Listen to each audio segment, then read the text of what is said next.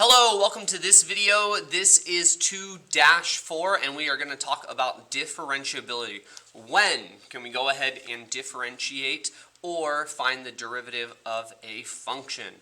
Alright, so let's go ahead and do some recap. The first thing that we're going to talk about is continuity.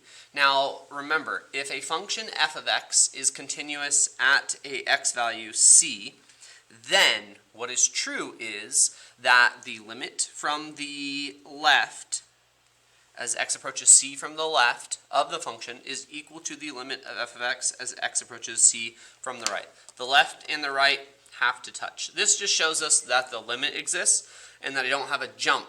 What also has to be true is that f of c, where they meet, that the function value there exists, f of c exists, and furthermore, the limit of the function as x approaches c has to be equal to f of c. And right here, this is your definition of continuity. Continuity definition. Okay? So if that's true, then your function is continuous. And in essence, plain and simple, if I were to draw a function f of x is continuous at x equals c. When you can draw the graph without lifting up your pencil. Lifting up the pencil or stopping. Okay? So that's what it means to be continuous. Schwarberg, I thought we were talking about differentiability. Well, I'm giving you a recap because we're going to use that idea today. So differentiable. We say that a function f of x is differentiable at x equals c if f prime of c exists. So f prime of c has to exist, i.e. there must be a derivative. Now for a function to be differentiable at x equals c, two things must be true. The function must be continuous. It has to be continuous at x equals c. Additionally, the derivatives from the left and the right as x approaches c must approach the same value. Must approach the same value. Okay, and graphically what's going on is that the slope must be the same value from both sides. And we'll go ahead and we'll look at this here in a bit. Okay, so right here, AP exam tip, they give us some hints about what it means to be non-differentiable. Non-differentiable. And actually, I'm going to have you write this word here. Non-differentiable. Non-differentiable. So when is something non-differentiable? Well, we already talked about the continuity. So if there's a discontinuity, it's not differentiable. So the first one being a whole, the second one being an asymptote, and the third one being a jump. So if those three things occur, it's not differentiable. And then 4 and 5 come here, looking at the slopes of the graph. We look for anything that's not continuous as well as has a sharp-ish corner. Sharp corner, so, or a sharp turn, so 4. Sharp turn. And then if it also has a vertical tangent line. Number 5, a vertical tangent line. Vertical tangent line. Okay, so write those down. Those are the 5 things that prevent us from taking a derivative. And visually, let's go ahead and kind of look at these here. So first I want to point out a sharp turn, which is a very, very common graphical non-differentiability kind of characteristic. So right here at x equals 9, not differentiable because I have a sharp turn. X equals -6. The slopes are not the same from the left and the right. Do you see how it drastically changes? Okay. 2. X equals 2. There is a non-differentiability. And then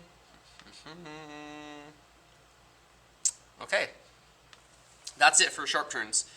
We're also going to go ahead and let's look at our discontinuities. I have a discontinuity here at -2. Not differentiable there. Also at 5, do you see here how I have a jump? Not differentiable there. Okay, and then lastly, the last one, and if I'm highlighting these, right? So here's all our discontinuities, whole asymptote jump, which we don't have the asymptote. The last one, a vertical tangent line. This is where our graph kind of goes flat vertically, right? So if I was to draw a tangent line there, it would be a line that goes straight up and down. That's a vertical tangent line. That's non-differentiable because the slope of that is undefined. It's vertical. It's a straight line, right? No slope. Okay, so here we go. Example number 1, which we kind of already did. Find all values of x where the function f of x is not continuous, and then classify each discontinuity. So not continuous, that's going to be x equals -2, and that is removable. And then x equals 5, that is non-removable. That's a jump, right? Non-removable. Okay. Example number 2, find all values of x where the function of f of x is not differentiable. So we kind of already talked about these two, right? X equals -2 and x equals 5. And that's because these are discontinuities. And then we have the 3 sharp corners or sharp turns that we talked about at x equals -9, x equals -6, x equals 2. Okay, so x equals -9, -6, and 2. And then these were what we'll call sharp turns. Oh my gosh. It's a Monday. I don't know if it's a Monday for you, but it's literally a Monday for me right now. Sharp turn. And the Packers lost. I'm distraught. Ugh. Okay. And then lastly, x equals 7. This is a vertical tangent line. Okay. All right. So those are non-differentiabilities, non-differentiable points at those x values. Awesome. Okay. So let's go ahead and look at a graph and see how this applies. Example number 3, consider the function g of x above. Okay, this is g of x. Normally they label it. Pay attention to the labels. That's important to know what type of graph you're looking at. Find the following values if possible. Okay, what is g of -4? Okay, they just want the function value at -4. So 1, 2, 3, 4. That is right here. And that looks like 1. What is g prime of -4? G prime of -4. Well, that's on a straight line, so the slope on that line is the same everywhere. So it looks like we drop 2, and we go from -6 to -2. That's 4, so that is -1/2. -2/4, right? -1/2. C, what is g of 3? G of 3, okay, well here's 3. Function value looks like 2. Just the function value. And these questions will do that. They'll alternate between actual, asking you about the function, and then asking you about the slope. And we'll see a really tricky case coming up. What is g prime of 3? Oh, they want the slope at 3. Hey, that's a sharp turn. So g prime of 3 is undefined. It's not defined. Undefined. Not D&E. Not D&E. Not. Only limits do not exist. Only limits do not exist. G of -2. That's just the function value at -2. Isn't that 0? Okay. It's right here. 0. Okay, what is g prime at negative 2. Well, let me remove my mark so you can see this. Isn't that a sharp turn? So this is undefined. The slope coming from the left does not match the slope coming from the right. What is g prime of 2? Hey, here's another sharp turn at 2. That's undefined. Right here. That's undefined. And then g prime of 4. G prime of 4 is right here. Okay, and what's the slope on this line? Well, again, we're dropping 2, running 2. That's negative 2 over 2, which is negative 1. That's the slope. Okay. All right. Here we go. Okay. So here is example 4. And I'll have you do a practice, try some of these on your own here in a second. But I want to point out a little nuance on this problem, okay? One, they say the graph of the function h prime of x is above. This is a graph of the derivative of h of x. But what does h of x look like? I don't know. I don't care. I don't care. They give me this. I'm going to use this information that they give me. This is h prime of x, okay? So they say use the graph of h prime of x to find the following if possible. So they say what's h prime of negative 1? Of negative 1. Well, this is h prime. So I'm just going to treat it like the function value. Wouldn't that be right here? And that point is 3. What's h prime of 1, they ask. That's right here. Okay, well that value is 1. What's h prime of 2?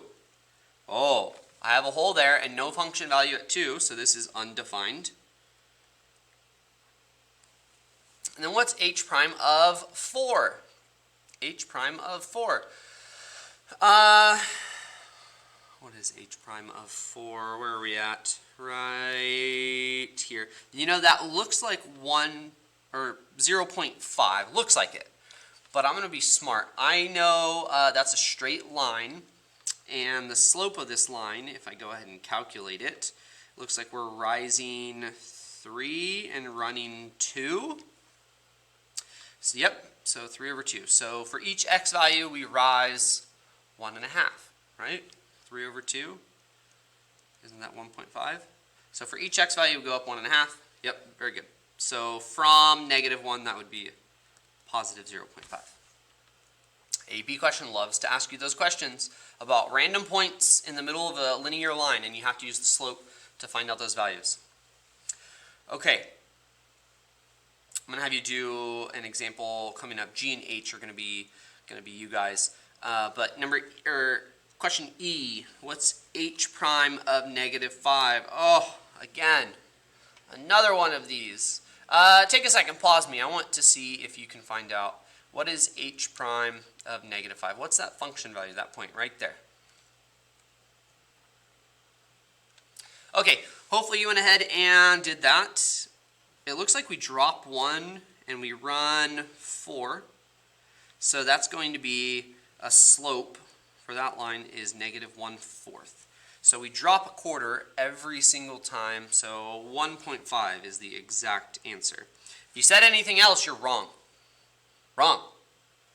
Wrong. Watch me have like an error here and be completely wrong. 1.5. That's it. Yeah. Okay. So we go from 2, we drop a quarter, drop another quarter. So what would this point be? 1.25. Good.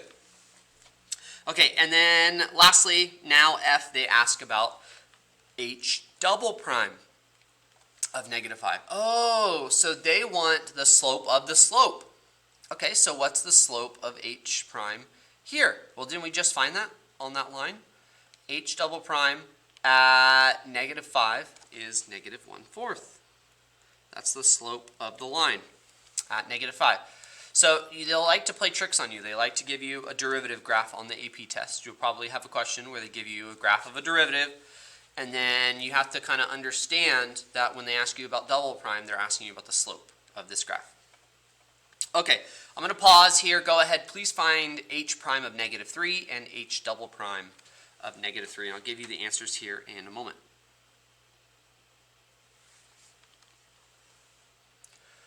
Okay, hopefully you paused me. H prime of -3, that was very, very straightforward. That's 1. And then the slope there, well, that's a sharp turn. This is undefined. Undefined, not defined. Okay. Here we go. H double prime of -1. What's the slope at -1? Well, hey, isn't that like a maximum right there? So the tangent line, the slope of that would be 0. The slope of that is 0. It's neither increasing nor decreasing. That's the ball being thrown up in the air, stopping right at the top. H double prime of 4. What is that slope? Well, we already calculated the slope there. We said 3/2. Okay. And I'm going to let you try these last two. Go ahead, please try K and L, and I'll show you the answers here in a second.